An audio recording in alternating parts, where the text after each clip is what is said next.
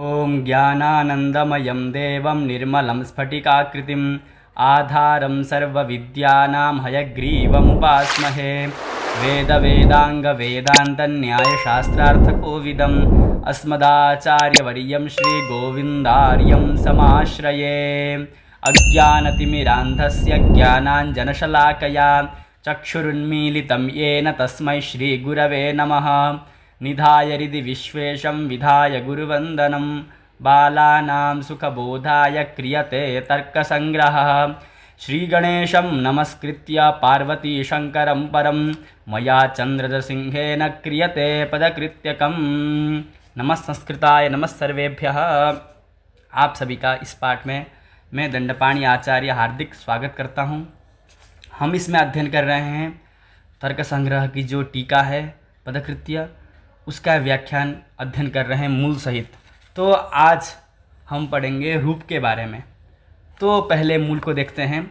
चक्षुर्मात्रग्राह्यो गुणो रूपम। अभी तक तो हमने द्रव्य के बारे में जान लिया कि द्रव्य कैसे होते हैं। तो पृथ्वी, जल, तेज, वायु, आकाश, काल, दिग्, आत्मा, मन, इनके बारे में हमने सामान्य ज्ञान कर लिया पदकृत्यम के माध्यम से। तो अब शुरू होता है गुण का। तो हमने द्रव्य का लक्षण किया था, समवाय कारणत्वम भी किया, द्रव्यत्वजादिमत्वम भी किया। तो गुण का करेंगे। गुण कैसा है? द्रव्य कर्म भिन्न सामान्यवान, ऐसा है। तो द्रव्य कर्म भिन्नत्व सामान्यवत्वम, ऐसा गुण से लक्षण हम ऐसा भी करते हैं, यही लक्षण है, ठीक है। तो इत्यादि के बारे में हम जानेंगे। एक बार मूल देखते हैं। चक्षुर्मात्रग्राह्यो गुणो रूपम तच्च शुक्ल नील पीत रक्त हरित कपिश चित्र भेदात सप्तविधम। जो रूप होता है वो चक्षुर्मात्र ग्राह्य होता है। जो रूप क्या होता है? चक्षुर्मात्र ग्राह्य होता है। इसीलिए जो अंधा होता है, जन्मांध होता है, वह रूप को नहीं जानता है रूप कैसा होता है, क्योंकि उसके पास अन्य इंद्रियां तो होती है लेकिन चक्षुर इंद्रिया नहीं होता। और रूप कितने प्रकार के होते हैं? शुक्ल नील पीत रक्त हरित कपिश चित्र भेदात सप्तविधम। 7 प्रकार के होते हैं। शुक्ल, नील, पीत, रक्त, हरित, कपिश और चित्र माने सब मिक्स। पृथ्वी, जल, तेजो, वृत्ति बताया। वृत्ति में विसर्ग नहीं है क्योंकि नपुंसक लिंग है ना ये रूपम। तो यह जो विशेषण है पृथ्वी, जल, तेजो, वृत्ति, यह वो विशेष्य निघ्न है यह विशेषण। तो वृत्ति पृथिव्याम जले तेजसि च अस्य वृत्ति वर्तते, मतलब ये रहता है। तत्र पृथिव्याम सप्तविधम। पृथ्वी में 7 प्रकार के रूप रहते हैं। पृथ्वी में सारे के सारे रूप पृथ्वी में रहते हैं। और जल में अभास्वर शुक्लम जले भास्वर शुक्लम तेजसी। शुक्ल 2 प्रकार के बताए गए, एक अभास्वर शुक्ल, एक भास्वर शुक्ल। यदि हम किसी तेजस वस्तु को ला के रख दें अंधेरे में तो वहाँ पे क्या होता है? प्रकाशमान होता है। जल को रखे तो नहीं होता है। तो यानी कि तेज में जो विद्यमान होता है वह भास्वर शुक्ल होता है और अभास्वर शुक्ल जो होता है वह जल में होता है। इसलिए क्या कहते हैं? अभास्वर शुक्लम जले भास्वर शुक्लम तेजसी, इस प्रकार का। तो जो रूप है वह 3 में रहता है। पृथ्वी, जल, तेज में रहता है। पृथ्वी में 7 के 7 रहते हैं और जल में 1 रहता है और तेज में भी 1 रहता है। इसका पदकृत्य देखते हैं। चक्षुरिति रूपत्वादिवारणाय गुणपदम। क्या कहा? चक्षुर्मात्रग्राह्यो गुणो रूपम। क्या था? चक्षुर्मात्रग्राह्यो गुणो रूपम। तो कहते हैं कि चक्षुर्मात्रग्राह्य, इतना ही बोलो। गुण क्यों बोले? चक्षुर्मात्रग्राह्यत्वम।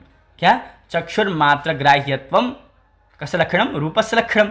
तो कहते हैं एनेन्द्रियेण जिस इंद्रिय के द्वारा, ठीक है, जो गुण ग्रहण होता है, यो गुणो ग्राह्यः एनेन्द्रियेण यो गुणो ग्राह्यः तद्गता जाति तद्भावश्च तेनैव इंद्रियेण गृह्यते। एक नियम है, अर्थात जिस इंद्रिय के द्वारा जो गुण प्रत्यक्षित होता है, जो गुण प्रत्यक्ष होता है, उसमें विद्यमान जो जाति है अथवा उसका जो अभाव है वह भी उसी इंद्रिय के द्वारा ग्रहण होता है। तो रूप में विद्यमान जाति कौन सी है? तो रूपत्व जाति, अर्थात चक्षुर मात्र ग्राही जाति और रूपत्व जाति भी है, मात्र भी है। मात्र माने इतर व्यावर्तक, अर्थात अन्य से क्या? चक्षुर भिन्नेन्द्रिय, चक्षुरेन्द्रिय भिन्नेन्द्रिय अग्राह्य सती, चक्षुरेन्द्रिय ग्राह्यत्व करके हम मात्र पद का व्यवस्था करते हैं। तो यानी चक्षु से जो इतर इंद्रिय उनके द्वारा अग्राह्य होते हुए चक्षुर इंद्रिय के द्वारा ग्राह्य होना, ये अर्थ आता है। तो जो रूपत्व जाति है वह भी उसी प्रकार की है, क्योंकि रूपत्व जाति को हम त्वग इंद्रिय से ग्रहण नहीं कर सकते, घ्राण इंद्रिय से नहीं ग्रहण कर सकते और रसन इंद्रिय से नहीं ग्रहण कर सकते। तो क्या समझ में आता है, रूपत्व जाति भी चक्षुर मात्र ग्राह्य है। क्या है, चक्षुर मात्र ग्राह्य है, तो ग्राह्य तो उसमें भी आ जाएगा। तो क्या देना पड़ेगा, गुणपदम। क्या देना पड़ेगा, गुणपदम। आदि पद से रूपाभाव भी, रूपाभाव हम कहते हैं नीलो घटः न तो शुक्लः, तो शुक्लाभाव है वहाँ पर, रूपाभाव है। वो कैसे पता लगता है, वो चक्षुर इंद्रिय से पता लगता है हमें, ठीक है। अतः गुणपदम दत्तम, गुणपद दे दिया। तो रूप और रूपत्व में गुण क्या है, तो गुण का है, गुण तो रूप है, रूपत्व तो गुण नहीं है, दोनों में बहुत अंतर है। रूपत्व जाति है, गुण रूप है जो गुण है, रूपत्व एक ही होते हैं, रूप अनेक सारे होते हैं, ठीक है। तो फिर कहते चलो इतना ही कहो, गुणत्वम रूपस्य लक्षणम। क्या कहो, गुणत्वम रूपस्य लक्षणम, इतना ही कहो। इतना लंबा क्यों करते हो, तो कहते हैं कि संख्या रसादि वारणाय चक्षुर्ग्राह्येति नहीं, यदि इतना कहेंगे तो रस भी तो गुण है, 24 गुण में चला जाएगा, रस भी तो गुण है, तो उसमें गुणत्व रहता है, तो गुणत्व तुम तो उसमें भी चला जाएगा। तो फिर इसलिए क्या करना पड़ेगा, हमें चक्षुर्ग्राह्यत्वम जोड़ना पड़ेगा। तो चक्षुर्मात्र ग्राह्यत्वे सति गुणत्वम इति रूपस्य लक्षणम बोल दिया। चलो एक काम करो कि अब क्या करो, मात्र पद को छोड़ दो। मात्र पद का हम यहाँ पे व्यवच्छेद करके हटा देते हैं। मात्र पद को कितना रखते हैं, चक्षुर्ग्राह्यत्वम। कितना रखते हैं, हम रखेंगे चक्षुर्ग्राह्यत्वम। तो चक्षुर्ग्राह्यत्वम इतना रखने पर मात्र पद को हटा देंगे तो क्या होगा, मात्र पद हटा क्या होगा, तो चक्षुर्ग्राह्यत्व सति गुणत्वम इतना ही बनेगा। तो चक्षुर्ग्राह्यत्वम रखेंगे तो संख्यादि वारणाय, जो संख्या है, क्या ये संख्या, ये कितने हैं, ये 2 हैं। तो ये मैंने किससे पूछा कि ये कितने, 2 है, इसमें द्वित्व संख्या है, ठीक है, एक तो द्वित्व संख्या है, इसमें 2 हैं इसीलिए। तो यह जो है, यह तो कोई छुके बता सकता है ऐसे करके, एकम द्वे ऐसे बता सकता है, 1 2 ऐसे बता सकता है, कोई देख के बता सकता है। तो यह जो संख्या है वो संख्या क्या है, संख्या पृथक्त्व संयोग विभाग इत्यादि जो है वो सब क्या है, एक इंद्रिय ग्राह्य नहीं है वो, ठीक है। यानी कि चक्षुर इंद्रिय से ग्रहण भी होता है और त्वगिंद्रिय के द्वारा भी ग्रहण भी होता है। तो वहाँ पर अतिव्याप्ति चली जाएगी, वहाँ पर संख्या में लक्षण चल जाए। क्यों, संख्या जो है, यह जो द्वित्व संख्या है वह क्या है, चक्षुर्ग्राह्य है और गुण भी है, संख्या तो गुण है ही, तो वहाँ चला जाएगा। तो तद्वारणा है मात्र पदम, तो मात्र पद दे दिया, तो संख्या जो है वह चक्षुरिंद्रिय मात्र ग्राह्य नहीं है, वो क्या है, वो तो त्वगिंद्रिय ग्राह्य भी है। इस चक्षुरिंद्रिय मात्र ग्राह्य तो बस क्या है, रूप ही है। रूप को हम त्वगिंद्रिय से नहीं लगा सकते कि यह सफ़ेद है, यह नीला है, यह काला है, पीला है, हम कुछ नहीं कर सकते। उसके लिए क्या चाहिए होता है, चक्षु चाहिए होता है, ठीक है। यद्यपि प्रभाभित्ति संयोग वारणाय गुणपदेन विशेष गुणस्य विवक्षणीयतया तथैव संख्यादिवारणं संभवति इति मात्रपदं व्यर्थम तथापि सांसिद्धिक द्रवत्व वारणाय तदावश्यकम। बोला, गूढ़ बात कहा है इन्होंने, छोटी बात में, छोटी पंक्ति में। अब कहते देखो, प्रभाभित्ति संयोग वारणाय गुणपदेन। अब इन्होंने एक ले लिया कि देखो, हम जो यहाँ गुणपद कह रहे हैं, पहले एक शंका किया है इसने। चलो तुम इतना ही करो, क्या, चक्षुर्मात्र ग्राह्यत्व। चक्षुर्मात्र ग्राह्यत्व का अर्थ हमें क्या लिया है, चक्षुर भिन्नेन्द्रिय अग्राह्यत्वम और चक्षुरिंद्रिय ग्राह्यत्वम, अर्थात चक्षुर भिन्नेन्द्रिय जन्य प्रत्यक्ष अविषयत्वम, चक्षुरिंद्रिय जन्य प्रत्यक्ष विषयत्वम, ये है उसका परिष्कार। तो इसका हम तो लघु उत्तर कैसे करते हैं, कैसे, चक्षुर मात्र ग्राह्यत्व, क्या, चक्षुर मात्र ग्राह्यत्व सति गुणत्व। तो चक्षुर मात्र ग्राह्यत्व प्रभाभित्ति संयोग में आ रहा है, क्योंकि जो प्रभा और भित्ति का जो संयोग होता है, प्रभाभित्ति अर्थात जो मंद प्रकाश है, जो हमें पता नहीं लगता, बाहर जाएंगे तो बाहर बहुत धूप है तो वहाँ पता लग जाता है कि वहाँ पे क्या है, वहाँ पे सूरज है बोल करके। लेकिन जहाँ पर क्या है, जो प्रभात की जो होती है, प्रभात के समय जो आता है उसे क्या कहते हैं, जो घर में आके चिपक जाता है अथवा कहीं प्रकाश होता है, तो हमें वहाँ पता नहीं लगता कि वहाँ प्रकाश है। हम आंख बंद करके छू के नहीं पता लगा सकते प्रभा और भित्ति का संयोग है, प्रभा आया भित्ति के साथ वो संयुक्त हो गया, तो वह जो प्रभा भित्ति संयोग है वह संयोग चक्षुर मात्र ग्राह्य है। प्रभा भित्ति का जो संयोग है वह क्या है, चक्षुर इंद्रिय जन्य प्रत्यक्ष विषय, और चक्षुर इंद्रिय भिन्न इंद्रिय जो है अथवा चक्षुर भिन्न इंद्रिय जन्य प्रत्यक्ष अविषय बन रहा है, वह त्वग इंद्रिय से ग्राह्य नहीं हो रहा है। तो प्रभा भित्ति का जो संयोग है उस संयोग को लेकर हम क्या कहेंगे, क्या करेंगे, उसको लेकर के हम यहाँ पर हम अतिव्याप्ति दिखाएंगे, प्रभावित्ति में अतिव्याप्ति हो रही है प्रभावित संयोग में। तो कह रहे नहीं नहीं, हमने लक्षण क्या किया है, वहाँ पे गुण पद की जगह विशेष गुण जोड़ देंगे। क्या जोड़ेंगे? विशेष गुण। तो विशेष गुणवत्तम बोल दिया। तो अब देखो, चक्षुर्मात्र ग्राह्यत्वे सति, चक्षुर्मात्र ग्राह्यत्वे सति विशेष गुणत्वम। तो विशेष गुण बोल दिया, तो विशेष गुण कहने से उसका विवक्षित हो गया। जो संख्या विशेष गुण नहीं होता है, संख्या जो है विशेष रूप रस गंध ये सब विशेष गुण है, तो यह विशेष गुण नहीं है। जब ये विशेष गुण है ही नहीं तो इसका स्वतः विवक्षित हो गया। तो फिर पूछते हैं, अच्छा जब तुमने यहाँ विशेष गुण दे ही दिया है तो मात्रपद मत दो फिर। बोले क्यों? तो पहले तुमने मात्रपद क्यों दिया था? संख्या को वारण करने के लिए। जब तुम्हें विशेष गुण बोल ही दिया है तो चक्षुर्ग्राह्यत्व सति विशेष गुणत्वम बोल दो। तो चक्षुर्ग्राह्यत्व से विशेष गुणत्वम बोलते ही चक्षुर्ग्राह्यत्वम इतना बोलते संयोग में तो जा रहा था, लेकिन संख्या में जा रहा था, लेकिन जब तुमने विशेष गुणत्वम बोल दिया तो विशेष गुण संख्या है ही नहीं। जब विशेष गुण संख्या नहीं है तो वहां पर अतिव्याप्ति हो ही नहीं रही है, तो मात्रपदस्य वैयर्थ्यम, तो मात्रपदस्य वैयर्थ्यापत्ति हो जाएगी। तो उसका निराकरण कैसे करें? तो कहते हैं देखो, प्रभावित संयोग वारणाय गुणपदेन विशेष गुण से विवक्षणीयतया, इसलिए विवक्षा किया हमने उसका, लेकिन तथैव संख्यादि वारणम संभवति, और उसके द्वारा ही विशेष, जिसके लिए हमने प्रभावित संयोग को वारण करने के लिए, संयोग में अतिव्याप्ति वारण करने के लिए हमने क्या किया? विशेष को ले लिया, विशेष गुण को, और उसी विशेष गुण के द्वारा ही जब क्या होता है? संख्या का वारण होता है, संख्यादि का वारण संभव होता है, तो मात्रपदम व्यर्थम, तथापि व्यर्थ है, फिर भी। बोले फिर व्यर्थ नहीं। बोले क्यों? सांसिद्धिक द्रवत्व वारणाय तदावश्यकम। सांसिद्धिक द्रवत्व है वो विशेष गुण है, द्रवत्व क्या है? विशेष गुण है। तो जो द्रवत्व है वह भी चक्षुरेंद्रग्राह्य होता है और त्वगिंद्रग्राह्य भी, दोनों होता है। जल में दिखता है, जल में जो द्रवत्व है वो हमें दिखता है, जल द्रव चलता है, द्रवत्व हमें दिखता है, और वह त्वगिंद्रग्राह्य छू के पता लगता है कि द्रवत्व है बोल करके। तो हम क्या समझते हैं उसमें कि वह भी द्विंद्रिय ग्राह्य है। वह क्या है? वह द्विंद्रिय ग्राह्य है वो। तो चक्षुर्मात्र ग्राह्य जो है वो उसमें नहीं है। चक्षुर्ग्राह्यत्व बोलते तो उसमें चला जाता, चक्षुर्ग्राह्यत्व से गुणत्व बोलते तो सांसिद्धिक द्रवत्व जो है वहां पर चला जाता। लेकिन अब क्या बोल रहे हैं? चक्षुर्मात्र ग्राह्यत्व, मात्रपद उसके लिए दिया है। किसके लिए दिया है? सांसिद्धिक द्रवत्व में अतिव्याप्ति निराश के लिए यहाँ पर क्या दिया है? मात्रपद दिया है बोल करके उसका समाधान देते हैं। अब बोल रहे हैं वस्तुतस्तु, अब वास्तविक तौर पे आ रहे हैं। बोले वस्तुतस्तु परमाणु रूपे अव्याप्ति वारणाय चक्षुर्मात्र ग्राह्य जातिमत्व से विवक्षणीयतया विशेष पदम न देयम त्रिणुकादि वारणाय गुणपदम तो देयम सप्तेति रूमित्यनुषज्यते। बोला देखो, अब बोल रहे हैं जो परमाणु है, क्या है? परमाणु, परमाणु में भी रूप रहते हैं। पृथ्वी के जो परमाणु उसमें रूप हैं, जल के जो परमाणु उसमें भी रूप हैं, जो तेज के परमाणु उसके भी उसमें भी रूप हैं। तो लेकिन वो तो चक्षुर्मात्र ग्राह्य तो नहीं है ना, चक्षुर्मात्र ग्राह्य तो है ही नहीं वो, कि वो दिखते नहीं चक्षु से, हमें दिखते हैं? नहीं दिखते हैं, तो वहाँ पर लक्षण नहीं जा रहा है। दिक्कत तो अभी भी हो रही है। तो बोले इस दिक्कत के लिए हम क्या करते हैं? किसकी विवक्षा करते हैं? तो इस दिक्कत के लिए हम क्या, चक्षुर्मात्र ग्राह्य जाति मत्व, तो जाति घटित लक्षण करते हैं। तो अब जाति में जाएंगे तो चक्षुर्मात्र ग्राह्य जाति का जाति है, तो रूपत्व जाति। चक्षुर्मात्र ग्राह्यम किम रूपम, तत्र विद्यमाना का जाति रूपत्व जाति, तादृशी जाति यस्मिन् तत् चक्षुर्मात्र ग्राह्य जाति मत तादृशस्य तत्त्वस्य अर्थात जातिमत्वस्य ग्रहणम इति क्रियते इति विशेषपदमपि न देयम। अब विशेष पद की जरूरत नहीं है। देखो परमाणु को घटाते हैं, तो चक्षुर्मात्र ग्राह्य क्या है? घट है। क्या है? घट। हमने घट को ले लिया।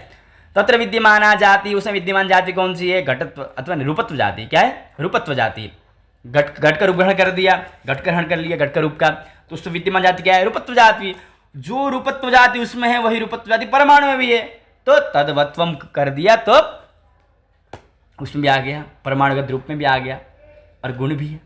तो परमाणु में विद्यमान जो रूप है उसमें रूपत्व जाति भी और उसमें गुणत्व भी है, इसलिए लक्षण समन्वय हो गया। तो अब विशेष पद देने की जरूरत भी नहीं है। अब क्या नहीं है? विशेष पद देने की जरूरत भी नहीं है। बोले क्यों? हमने पहले विशेष पद क्यों दिया था? विशेष गुण से विवक्षणतया, तो प्रभावित संयोग वारणाय। क्या दिया था? प्रभावित संयोग वारणाय। तो अब देखो संयोग में जाएगा ही नहीं। क्यों? देखो अब क्या किया? चक्षुर्मात्र ग्राह्या जाति ही लिया, तो संयोगत्व जाति ही चक्षुर्मात्र ग्राह्या नहीं है, वो त्वगिंद्रिय ग्राह्य जाति भी, चाहे प्रभावित संयोग हो चाहे किसी का संयोग हो, लेकिन वो क्या है? वो क्या है? चक्षुरेंद्रिय ग्राह्य जाति भी होता है। क्यों नहीं? क्या होता है? वो त्वगिंद्रिय ग्राह्य जाति होता है। कैसे? हम अभी कहा यो गुणो यदिंद्रिय ग्राह्य तनिष्ठा जाति तद्भावश्च तेनैवेन्द्रियेण गृह्यते, ऐसा कहा। उसी प्रकार यदि त्वगिंद्रिय के द्वारा संख्या का हमें ज्ञान होता है तो तत्र विद्यमान जो क्या है उसका अभाव अथवा उसमें विद्यमान जो जाति उसका ग्रहण होता है। तो यहाँ पे चक्षुर मात्र ग्राह्य जाति बोला, तो मात्र ग्राह्य जाति संयुक्त जाति नहीं हो सकती है, अतः उसका भी विच्छेद हो गया। अब बोला चलो ठीक है, तो गुणपद भी मत दो फिर। तो हमने गुणपद क्यों दिया था? तो रूपत्व में अतिव्याप्ति वारण के लिए। किसमें? रूपत्व। तो चक्षुर मात्र ग्राह्य जाति मत्वम जो बोला, तो जातिमान जो होगा तो रूप थोड़ी होगा, रूपत्व तो नहीं होगा ना, रूप होगा। जातिमान बोला क्या? ग्राह्य जातिमान, जाति क्या? रूपत्व जाति, तदमान रूपत्वम कुत्र रूप है, तो रूप ही होगा जातिमान। तो क्या होगा? रूप ही होगा जातिमान, रूपत्व तो नहीं होगा और रूपाभाव भी नहीं होगा। जब रूपत्व रूपाभाव भी जातिमत्व जाति घटित लक्षण से वो उनका स्वतः विवच्छेद हो रहा है, तो तुमने गुणपद क्यों लिया? तो कह रहे नहीं, गुणपद देना जरूरी है। बोले क्यों? त्रिणुक आदि वारण आए गुणपदम तु देयम, एक जगह सूर्ण कहा, यहाँ पर त्रिणुक कह दिया, कोई बात नहीं। तो त्रिणुक आदि वारण आय, त्रिणुक है त्रसरेणु, जो त्रिणुक हमें जाल सूर्य मरीचिस्तम, जो जाल सूर्य मरीचिस्तम हमें जो दिखते हैं उन्हें त्रसरेणु शौच्यते, तो यद सूक्ष्म दृश्यते रजः, ऐसे करके कुछ आता है। तो वहाँ जो हमें त्रसरेणु दिखते हैं वह क्या दिखते हैं? हम यहाँ पे जो त्रसरेणु दिखते हैं उन त्रसरेणु को जब हम प्रत्यक्ष करते हैं तो किससे करते हैं? चक्षुरेंद्र के द्वारा उसका प्रत्यक्ष होता है। उसका प्रत्यक्ष त्वगिंद्रिय से नहीं होता है, अन्य इंद्रिय से नहीं होता है, मात्र वो क्या? चक्षुरेंद्रजन्य है। और तत्र विद्यमान जाति, तो त्रिणुकत्व जाति क्या है? त्रिणुकत्व जाति। जब त्रसरेणु, जो त्रसरेणु उसको हम अपने इंद्रिय से देख पा रहे हैं, चक्षु देख पा रहे हैं, चक्षुरेंद्रिय के द्वारा त्रसरेणु का प्रत्यक्ष हो रहा है, तो तद्गता जाति भी चक्षुरेंद्रिय के द्वारा ग्राह्य होगी। जब ग्राह्य होगी तो का जाति? तो त्रिणुकत्व जाति। त्रिणुकत्व जातिमान कहा, तो जातिमान, तो त्रिणुक जाति मत किम, त्रिणुकम, तो उसमें लक्षण चला गया, अधिव्याप्ति हो गई। फिर कहा गुणत्वम, करिए गुणत्वम, तो गुणत्वम देयमेव, अंतिम क्या कर दिया? अंतिम में चक्षुर मात्र ग्राह्य जाति मत गुणत्वम इति रूपस्य लक्षण, ऐसा करके उन्होंने समाधान दिया है। यही निष्कर्ष लक्षण है। आशा करता हूँ आपको समझ में आ गया होगा, नहीं तो आप इसको पुनः दोबारा देख सकते हैं। अब यह आपको समझ में आ गया तो आगे भी आपको रस है, ठीक है, गंध है। जिस प्रकार हमने पृथ्वी का समझा अच्छे से, तो जल, तेज, वायु का हमें सरलता से समझने को मिला, उसी प्रकार यह भी आप चक्षु का समझते हैं अच्छे से तो आगे भी समझ सकते हैं। तो क्या? रसन ग्राह्य गुणो रसः सच मधुर अम्ल लवण कटु कषाय तिक्त वेद षड्विधः पृथ्वी जल वृत्ति तच्च पृथिव्याम षड्विधः जले मधुर एव। बोला रसन ग्राह्य गुणो रस, यहाँ मात्र नहीं दिया, यहाँ पर मात्र नहीं दिया। क्यों? रसनम मात्र ग्राह्य गुणो रस, ऐसा बोलना चाहिए था। बोलना नहीं, क्योंकि जो रस है वो रसना के द्वारा ही ग्राह्य होता है। रसनेन्द्रिय बस एक चीज़ ग्रहण करता है। रस क्या है? एक चीज़ के द्वारा ग्रहण होता है। लाइक चक्षुरेंद्रिय किसी ग्रहण करता है? चक्षुरेंद्रिय तो संयोग, विभाग, संख्या इत्यादि ग्रहण करता है रूप के साथ साथ। लेकिन जो रसनेन्द्रिय है वह क्या है? एक को ग्रहण करता है, तो उसे मात्र बोलने की जरूरत है ही नहीं, दूसरे कोई दिक्कत हो ही नहीं रही है। इसलिए रसना ग्राह्य, ग्रहण ग्राह्य गुणों गंध में भी नहीं कहते, ग्रहण मात्र ग्राह्य भी नहीं कहते हैं। जो गंध है वो ग्रहण ग्राह्य मात्र ही होता है, ठीक है। पृथ्वी सच मधुर अम्ल लवण कटु कषाय तिक्त वेद षड्विध, भेद का अन्वय करेंगे तो मधुर वेदेन, अम्ल वेदेन, लवण वेदेन, कटु वेदेन, कषाय वेदेन, तिक्त वेदेन अयम षड्विध रसः। पृथ्वी जल वृत्ति ही, ये कहाँ का रहता है? पृथ्वी में रहता है, जल में रहता है। तत्व पृथिव्याम षड्विध जले मधुर एव। पृथ्वी में 6 प्रकार के हमें रस मिलते हैं और जल में तो मात्र मधुर रस ही मिलता है, जल में मधुर रस ही मिलता है। अब चलते पदकृत्य में। रसनेति रसत्वादि वारणाय गुण इति रूपादौ अतिव्याप्ति वारणाय रसनेति। बोला पूर्ववत है, जैसे हमने पहले कहा कि गुणपद क्यों दिया? गुणपद नहीं देते, चक्षुर मात्र ग्राह्य गुण रूपम में गुणपद नहीं देते अथवा ऊपरी गुणपद नहीं देते, तो दिक्कत क्या थी? गुणपद नहीं देते तो रूपत्व रूपाभाव में चले जाती, अतिव्याप्ति हो जाती, क्योंकि वह भी क्या है? चक्षुर मात्र ग्राह्य। उसी प्रकार यहाँ पर भी रसन ग्राह्य है, रसन इंद्रिय है, तो तद्ग्राह्य। तो क्या ग्रहण कर रहा है? रस क्या ग्रहण हो रहा है? रस, तो रस ग्रहण हो रहा है, तो रस में जो विद्यमान जो जाति है अथवा रसाभाव जो है उसका भी ग्रहण उसी इंद्र के द्वारा होगा, तो वहाँ पर अतिव्याप्ति जा रही थी। उसके निवारण के लिए क्या किया हमने? गुणपद जोड़ दी। तो क्या जोड़े? रसन ग्राह्यत्व सति गुणत्वम रसस्य लक्षणम कहा। फिर कहा चलो इतना ही बोल दो, क्या गुणत्वम इतना ही बोल दो, रसनग्राह्य छोड़ दो तो इतना कहेंगे तो रूपाद अतिव्याप्ति, फिर रूप वो भी सब गुण ही तो हैं, वहाँ पर अतिव्याप्ति चली जाएगी। उसका निवारण करने के लिए हमें क्या करना पड़ेगा, यहाँ पर रसनग्राह्य भी देना पड़ेगा। तत्र पृथिव्याम षड्विधा, तत्र माने उन पृथ्वी जलो, पृथ्वी जल वृत्ति बोला, तत्र माने पृथ्वी जलयो हो, इन दोनों में से पृथिव्याम षड्विधा, पृथ्वी में 6 प्रकार रहते हैं। षड्विधा इति जले मधुरैव अत्र रस इत्यनु वर्तते, षड्विधा रसः पृथिव्याम, तत्र पृथिव्याम षड्विधा रसः जले मधुर एव रसः, इस प्रकार हमें रस का वहाँ पर अनुवर्तन करना चाहिए। ठीक है, अब आता है घ्राणग्राह्यो गुणो गंध सद्विधा सुरभि असुरभिश्च पृथ्वी मात्र वृत्ति ही कहा। तो घ्राणग्राह्यो गुणो गंध, घ्राणग्राह्य सति गुणत्वम, गंध से लक्षणम, सद्विधा वह 2 प्रकार का है, सुरभि गंध असुरभि गंध के भेद से, और वह गंध पृथ्वी मात्र वृत्ति, वह पृथ्वी मात्र रहता है। इसका पदकृत्य देखते हैं, घ्राणग्राह्य इति गंधत्वादो अतिव्याप्ति वारणाय गुण इति पूर्वपद है। ठीक है, यदि हम यहाँ पे गुण नहीं कहेंगे तो गंधत्व और गंधाभाव में भी अतिव्याप्ति चली जाएगी, क्योंकि घ्राणग्राह्य गंधत्व भी है और गंधाभाव भी है। रूपादो अतिव्याप्ति वारणाय घ्राणग्राह्य इति, यदि हम गुणत्वम इतना ही करेंगे, गुणत्वम घ्राण से लक्षण इतना ही, गुणत्वम गंध से लक्षण इतना ही करेंगे तो रूपादि में अतिव्याप्ति हो जाएगी। अब कहा पृथ्वी थी, क्या कहा, पृथ्वी थी। अब पृथ्वी मात्र वृत्ति, क्या कहा, पृथ्वी मात्र वृत्ति। तो यहाँ पे एक शंका होता है, तो हमें जल में भी कभी गंध की प्रतीति होती है, वायु में भी गंध की प्रतीति होती है, तो वो तो पृथ्वी तो नहीं है, तो ये तो थोड़ा सा नहीं लग रहा है, तो अलक्षण कहते हैं। तो बोले नहीं, व्याख्यान तो विशेष प्रतिपत्ति नहीं संदेहाद अलक्षणम, इसको हम अभी अलक्षण नहीं कह सकते, गलत नहीं कह सकते, कह रहे हैं, समझा रहे हैं। पृथ्वी संबंध सत्वे गंध प्रतीति सत्वम, पृथ्वी संबंधाभावे गंध प्रतीत्यभाव। जल में कोई पुष्प गिर गया, तो जल से हमें किस प्रकार की आती है, हमें जल सुगंधित प्रतीत होता है, जल इदम जलम सुगंधि, जलम इदम सुगंधि, ऐसा प्रतीति होती है। तो वहाँ पर पृथ्वी का संबंध है, क्योंकि हमने और जगह देखा है कि जहाँ पृथ्वी का संबंध नहीं है वहाँ पर जल में गंध की प्रतीति नहीं हो रही है। इसलिए पृथ्वी संबंध सत्वे गंध प्रतीति सत्वम, पृथ्वी संबंध सत्वे जले एवं गंध प्रतिसत्वम, पृथ्वी संबंधाभावे जले गंध प्रतीत्यभाव। यह हमारा अन्वय व्यतिरेक, अन्वय किया तत्सत्वे तत्सत्वम अन्वय तद्भावे तद्भावो व्यतिरेक। इसलिए पृथ्वी गंध से वह जले प्रतीतिर्बोधि, इसी जो पृथ्वी में जो गंध है उसी का हमें जल में बोध हो रहा है, क्योंकि जिस जल में पृथ्वी का संबंध नहीं वहाँ पर हमें गंध का बोध नहीं होता है।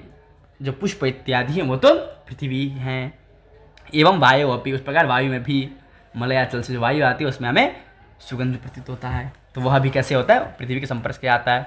तो यहाँ पे कह रहे हैं, देखो अभी तक हमने क्या किया, देखो जल में कोई पुष्प पड़ा हो तो वह जल सुगंधित होता है कहा, अथवा किसी उद्यान की तरफ से वायु आ रहा है तो उस वायु में भी सुगंध प्रतीत होता है। तो वहाँ पे प्रश्न करते हैं, ननु देशांतरस्थ कस्तूरी कुसुम संबद्ध पवनस्य एतद् देशे तत्संबंधाभावात् गंध प्रतीति अनुपपत्ति न च वायुवानी तत्रेणुकादि संबंध अस्ति एव इति वाच्यम, कस्तूरिया न्यूनतापत्ते है कुसुमस्य च सच्छिद्रत्वापत्तिरिति चेन्न। अब देखो हमने जिसको क्या उत्तर दिया कि भाई जो दूर उद्यान है तो उद्यान में जो था, उद्यान में जो पुष्प होते हैं उनके साथ संपर्क होकर के, संपृक्त होकर के, यह संबद्ध होकर के यह वायु आ रहा है, इसलिए हमें यह वायु में भी क्या भान होता है, पृथ्वी का भान होता है। क्या बोलते हैं, वायु में भी गंध का प्रतीति होती है, क्योंकि इस वायु में पृथ्वी का संबंध। तो कहता है कि उतने दूर उद्यान में संपर्क हुआ, तो यहाँ पर संपर्क नहीं है ना, जहां मैंने अपने घ्राणेन्द्र के द्वारा गंध का क्या प्रत्यक्ष किया, तो इस वायु में तो पृथ्वी का संपर्क नहीं है ना, तो वहां था, यहां तो नहीं है ना।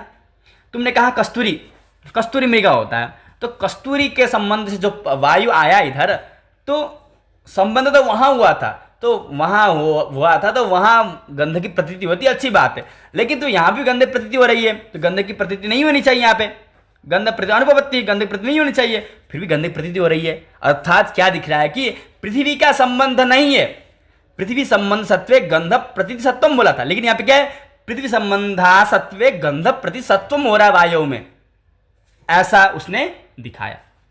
क्यों, वादी भद्रम न पश्यति, इतना याद रखना है कि वादी भद्रम न पश्यति, जो वादी पूर्वक्षी होगा वह कल्याण नहीं देखता है, कल्याण देखता तो ऐसा क्यों पूछता हो, इसलिए वादी भद्रम न पश्यति, वो पूछा उसने, भाई तुम गलत कह रहे हो।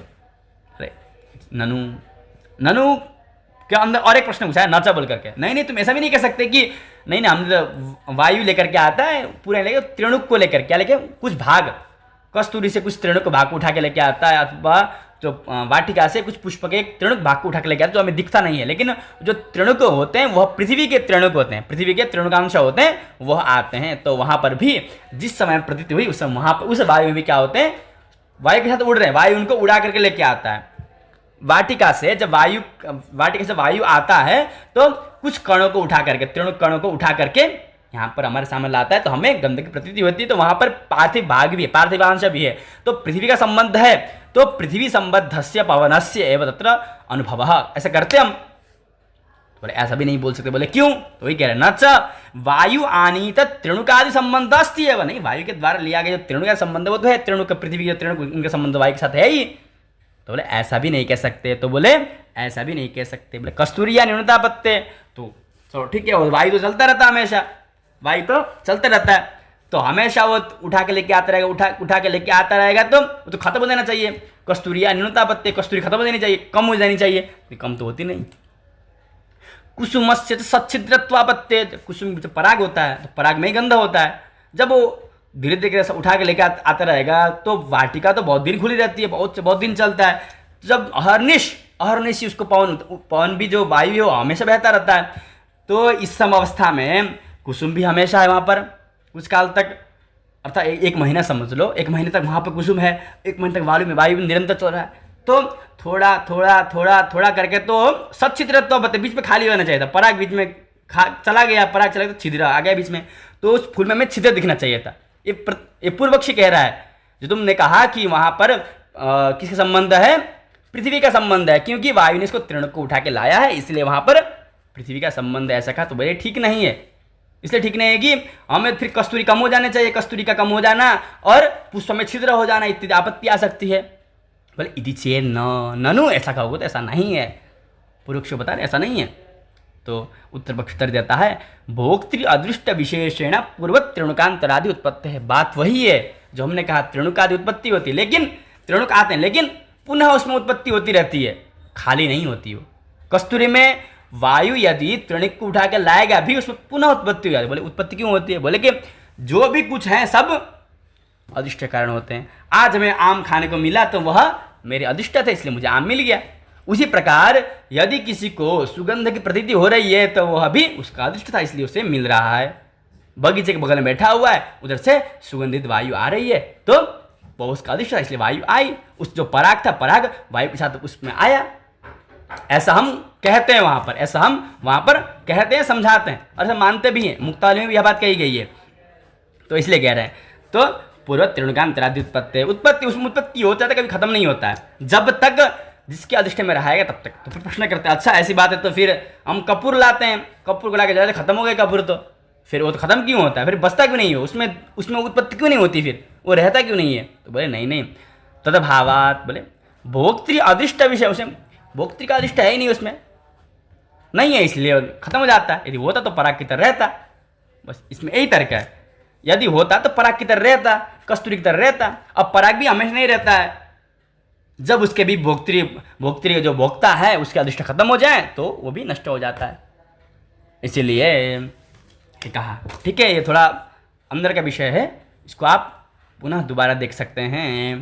तो ननु वायुवानी त्रिणुका संबंध अस्ति एवेति वाच्यम कस्तूरिया न्यूनतापत्ते है कुसुमस्य च सच्छिद्रत्वापत्तिरित्य न भोक्तृ अदृष्ट विशेषेण पूर्ववत् त्रिणुकांतरादि उत्पत्ते है कर्पूरादौ तु तद्भावान्न तथात्वम।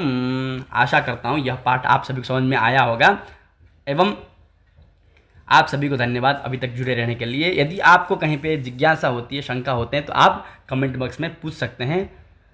एवं इसी के साथ इस पाठ को यहीं पर विराम देते हैं, कल इससे आगे पढ़ेंगे। ओम पूर्णमदः पूर्णमिदं पूर्णात् पूर्णमुदच्यते पूर्णस्य पूर्णमादाय पूर्णमेवावशिष्यते। ओम शांति शांति शांति। नमः सर्वेभ्यः, नमः संस्कृताय।